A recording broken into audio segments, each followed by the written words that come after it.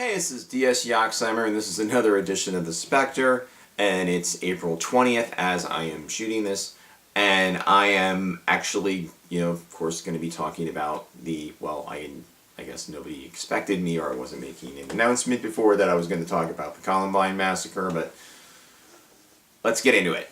Okay, we all know what happened. Eric Klebold and Dylan Harris, two should-have-been abortions, went in and killed 12 of their classmates and a teacher, and injuring 21 others, and severely in some cases. I think there's 2 students who were paralyzed, if I am correct. I do have some stats up here and all of that.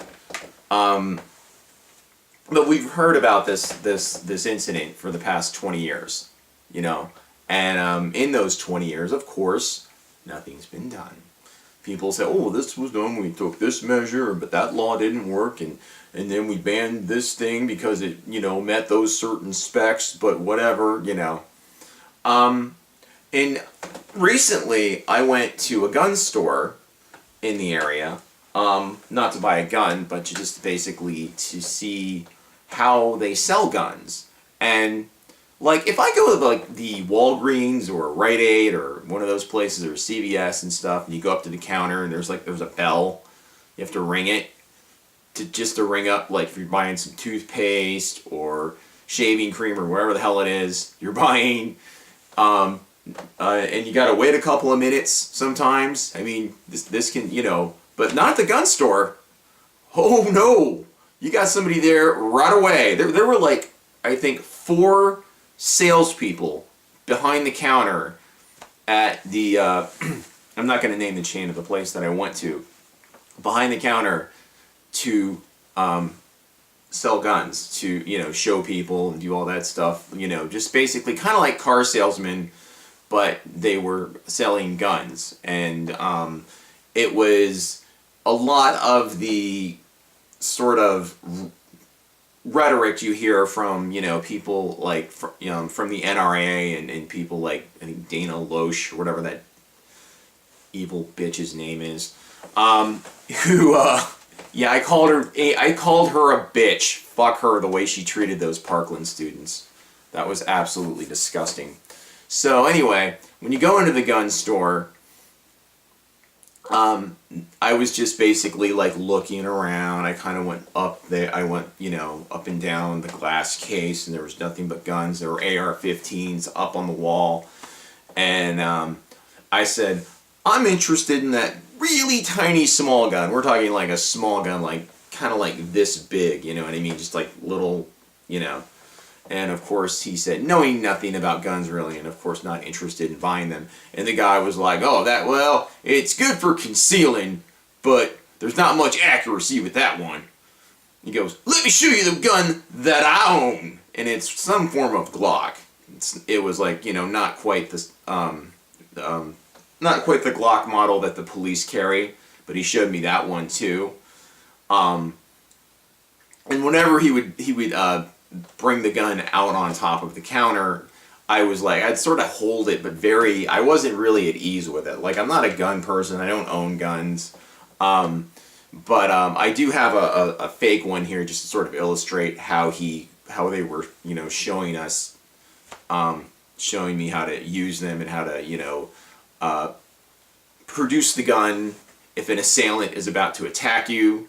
They were, of course, bringing up a lot of these scenarios where if someone's a threat to you, what a credible threat is, that would legally allow you to use your gun, basically. I mean, we used an instance, if someone just came at me and they were just swinging a baseball bat, I can shoot him and stuff like that, or whatever. That was just an example. I'm not saying whether you should shoot somebody.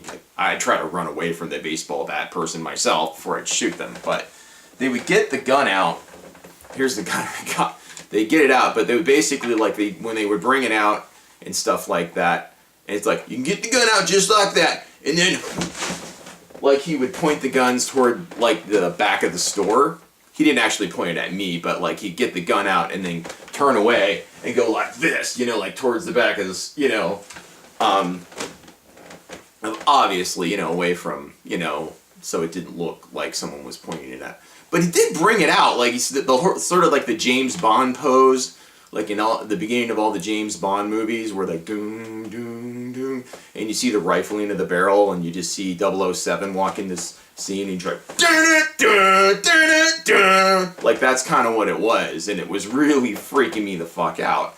But they're just basically, they'll sell a gun to anybody, and it's like I mean, it is marketing. They started basically selling military grade handguns and assault rifles in the late 80s and early 90s. The NRA before, I mean, years and years ago, of course, was a gun safety organization, and that's what and they just basically promoted, and they created gun safety courses and like films and stuff like that. That's basically what they were, and then they sort of became something else at a certain point in time, and became about selling guns, because that's what we do in this country. We just, we sell, same thing with opioids and anything else that aren't really good for us, but we like them. People do like guns. They look kind of cool, We see them, and when you look at this isn't a real gun or anything, but, it looks sort of cool, you know what I mean? You feel kind of a badass and shit. You feel like you're John McClane in Die Hard, or, some bullshit like that. So that's sort of what my experience, or what I took away from that experience. And I really don't have a lot of experience with firearms and stuff like that, and my parents sort of kept me away from them because I grew up with a lot of depression and bipolar disorder, so I take meds for that, and having firearms in a house with someone who has suicidal tendencies is very dangerous and irresponsible. So that just was not a thing. You're more likely, you're basically, if you have a gun in your house, someone in your family is more likely to be harmed or killed by that gun than someone busting into your house, breaking in, an assailant, and that person killing you. That's just a statistical fact. Sure, it could happen. I'm not saying that couldn't happen. However, it's just less likely. And these, AR-15s really should have never been put on the market in the first place. They cause, and I've said this before, ER doctors have said this before, the ones that treated shooting victims who did survive and barely, said the amount of tissue and bone damage and dismemberment that these weapons do. They're meant to stop and disable an enemy in the field of battle. That is what an AR-15 is made for. It's not made for hunting. Wasn't designed for it. Whoever tells you that is full of shit. It's sort of like there's that cachet, like up here in Pennsylvania when we were kids, like it was illegal to buy fireworks, like illegal fireworks, like M80s and certain kinds of rockets and things like that, because they were really dangerous. You had to go down south to buy them and stuff like that. But there was some dude, in town, you'd sell him out of the trunk of his car and stuff like that. It's like, cool, man, we're getting the good stuff. Like that's kind of what it is. They like to market stuff that's dangerous because it appeals. There's part of that appeals to certain just, I don't know, it just does, it's like, it's the same reason we like fast cars, and the reason people jump out of planes and parachute out of planes and shit for fun. It's I don't know if it's for fun or whatever, adrenaline rush, which is fun, or climb Mount Everest, I guess. There's choose your poison, I guess. However, I don't, most of these people that have these weapons, do I trust them with them? Fuck no. They have the right to own them, they do. And I never really had a problem when I was younger. I knew people whose parents or a father or whoever had a firearm, but they didn't talk about it, and it was kept locked away, and it wasn't something that was sort of codified like it is now. That's basically my assessment of it, between, from, back then in the mid-'80s, when, with how a lot of gun owners that I were familiar with kind of treated it. You know, you never asked about the gun even. It wasn't something like, you know, they didn't get it out like, hey, there's this baby. I mean, I'm sure some people did, but there wasn't like, you know, they didn't get out there, yeah, just got to do this, turn the safety off, and then just aim it right at whoever's in your house. Or whatever. You know, it wasn't none of that shit. But I have a guest. Come here. Micah. I have to go get him. Just a moment. Kind of screwed up my... Yeah, you run the chair.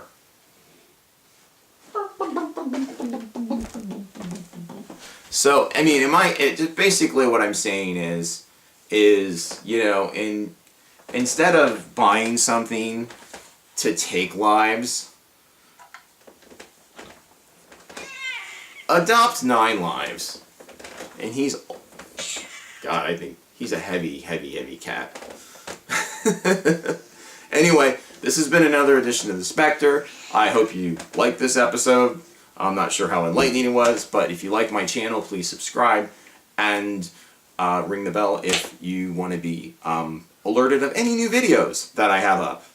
If any of what I say has any interest to you, take care of yourself, be safe, you know, and just enjoy your life, because you might. Well, no, I don't want to. You're not going to get shot. I'm not going to even bring that up. Anyway, but take care.